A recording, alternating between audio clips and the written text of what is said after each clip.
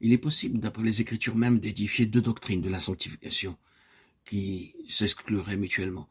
L'une, c'est que notre sanctification est en Jésus-Christ complète et parfaite, et qu'après l'avoir reçu objectivement comme notre sainteté, nous devons simplement croire qu'il répond pour nous à toutes les demandes et à toutes les exigences de Dieu.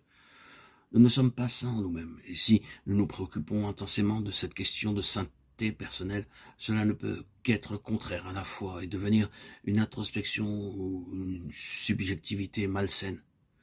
Il nous faut croire que sa croix accomplit quelque chose de réel aux yeux de Dieu, malgré notre propre état. Et regarder à Jésus ou avoir l'attitude de la foi, c'est le chemin, le seul chemin de la délivrance, du désespoir ou de l'inquiétude. Nous n'avons aucune hésitation à affirmer qu'une telle position est mélangée et vague.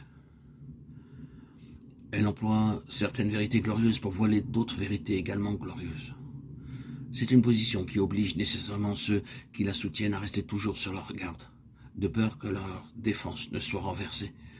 Ils doivent veiller continuellement à ce que leur position demeure intacte. Elle ne montre pas ce qui arrivera si quelqu'un tombe dans le péché et dans la honte qui en résulte, ou sinon se trouve en présence d'une position plus désirable dans son enseignement ou dans ceux qui la professent. Ils savent ne pas pouvoir accepter une position alternative qui, pour eux, irait à l'extrême opposé, et ils doivent ainsi s'enfoncer dans ce qui ne les satisfait pas pleinement. L'autre doctrine est celle qui, par des formes variées de mots et de phraséologie et quelques nuances de détails, prétend que la sanctification est le déracinement, l'éradication, la purification, la destruction de tout péché, de sorte qu'une personne sanctifiée ne pêche pas et ne peut pas pécher. La nature de péché est entièrement mise de côté. Pour ceux qui soutiennent cette conception de la sanctification, dans le sens que nous venons de mentionner, il s'agit d'un acte, d'une expérience concluante, faite à un moment donné, de même que la nouvelle naissance qu'il faut saisir, de même par la foi. Il nous faut dire ici encore qu'il y a en cela un mélange et qu'une telle position a amené beaucoup de croyants dans la confusion et le désespoir. Nous disons que ces deux positions ont employé des passages des Écritures pour s'y appuyer. Et lorsque nous prenons les Écritures en pensant à ces deux positions, il semble qu'elles peuvent toutes les deux y trouver un tel appui. Les passages que nous avons cités de l'épître de Jean semblent présenter une contradiction. Si nous disons que nous n'avons point de péché, nous nous séduisons nous-mêmes, et la vérité n'est point en nous. Celui qui commet le péché est du diable. Quiconque pêche ne l'a pas vu et ne l'a pas connu. Quiconque demeure en lui ne pêche pas. Quiconque est né de Dieu ne commet point le péché. Il ne peut pécher. Il faut voir ces paroles comme étant toutes adressées à des chrétiens. Ça semble être prouvé par le verset 7 du premier chapitre de l'épître de Jean.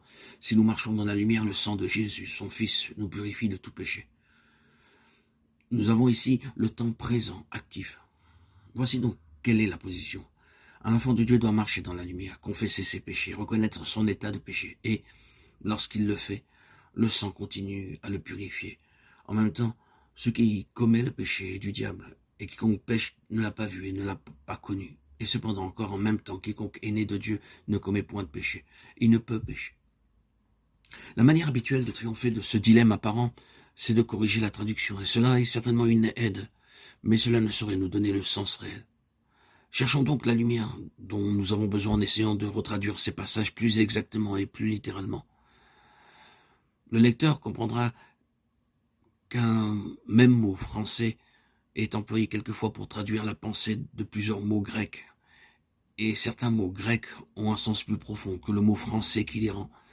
1 Jean 2,29, quiconque pratique la justice est né de lui. 1 Jean 3,4, quiconque pratique le péché, en grec poneria, rempli de peine et d'efforts pour faire le mal, qui a de mauvaises intentions.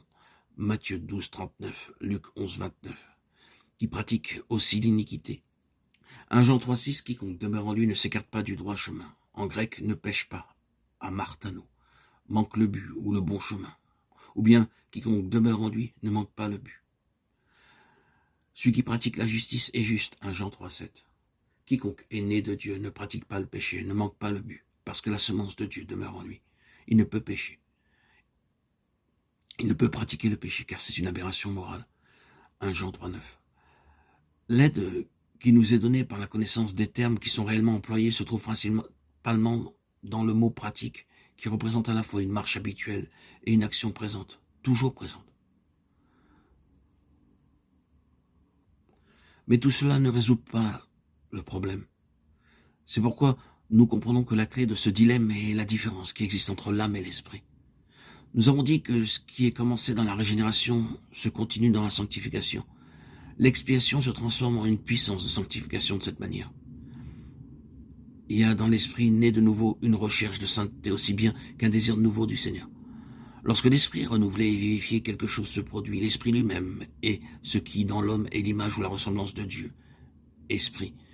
Il avait été mort, c'est-à-dire il avait été séparé de sa vie en Dieu et avait cessé de fonctionner de manière divine. Le Saint-Esprit, en vertu de l'expiation, l'a premièrement renouvelé et vivifié, il a donné aussi la vie divine, la vie éternelle en Christ. Il l'a ainsi fait un, de nature et en communion avec Dieu. L'Esprit ainsi transformé est cette semence, ou à cette semence de Dieu, de laquelle l'apôtre dit qu'elle est incapable de pratiquer le péché, ne peut pécher. Ce nouvel homme intérieur ne peut pas commettre ni pratiquer le péché.